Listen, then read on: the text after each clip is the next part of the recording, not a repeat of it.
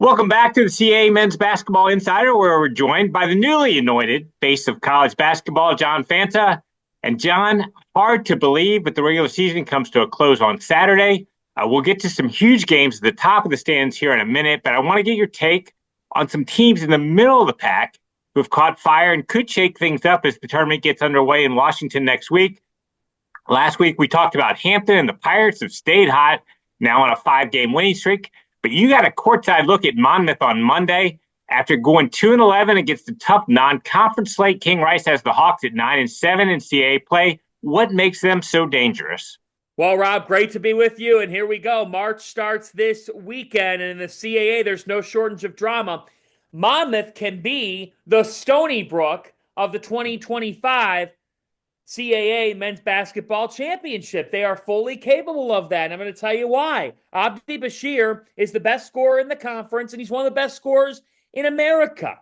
30 points. His fifth 30-point game of the season came on Monday night when the Hawks beat Northeastern 78-73. I thought Bashir was phenomenal at letting the game come to him. But also, when you take 16 shots and you make 9 of them, you go 8 of 13 from 3. He understood when his team needed him most, and it was a big breakout game for him because opposing teams have been swarming him defensively the last couple of games.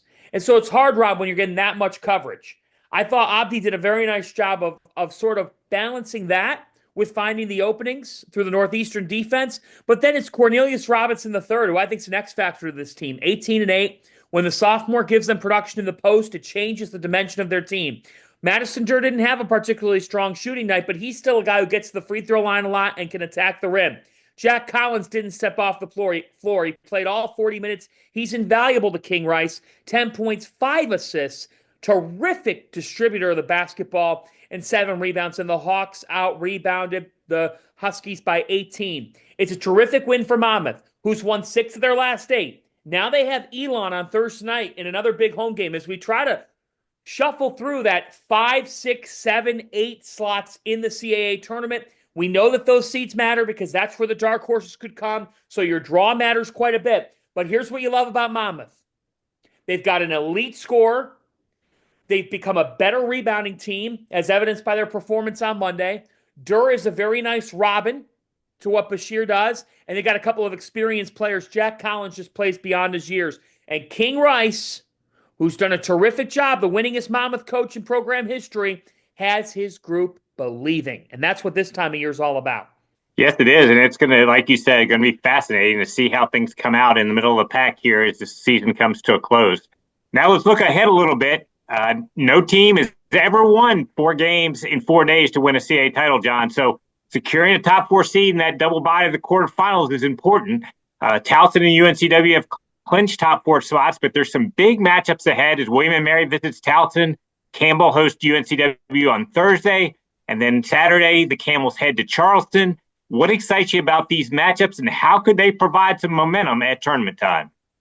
Well, I think it's going to be fascinating to see UNCW coming off of a big win over William and Mary, in which I thought their size down the stretch was huge. Now you head to Campbell.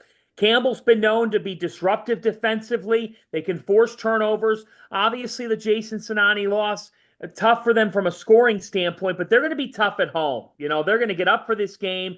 They're going to defend, I think, at a high level. You're going to need to because UNCW counters. And this is where I think the key for UNCW is to continue to show that they have offensive balance. That's where the Seahawks are just so tough, Rob, and that's where they can make a difference. Yes, they dropped some games to Elon and Hampton, but sometimes dropping games before the conference tournament, if it doesn't affect your seeding too much, can be a good thing because it allows you to get back in the gym and refocus. And I think that's what we saw in that win at William and Mary because Harlan Obioha has had a terrific year. He had 23 points, and what I like about this team is they have multiple guys who could go out and get 20 points. If it's not Obioha, Donovan Newby is their leader. He's the engineer. Bo Montgomery can get hot in a hurry. Greedy Williams is a good distributor of the basketball.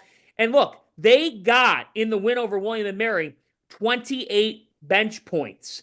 Kamari McGriff, Nolan Hodge, Noah Ross. I like their depth as well. They have to show that depth against Campbell.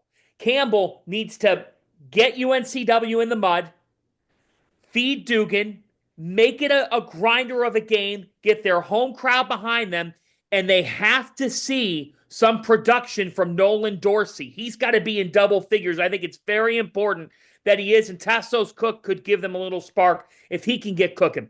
That is a big game. I mean, that there's no question about it with where Campbell is. They want to be able to still generate some momentum. And then obviously they head to Charleston. So that's a tough weekend for them here to close.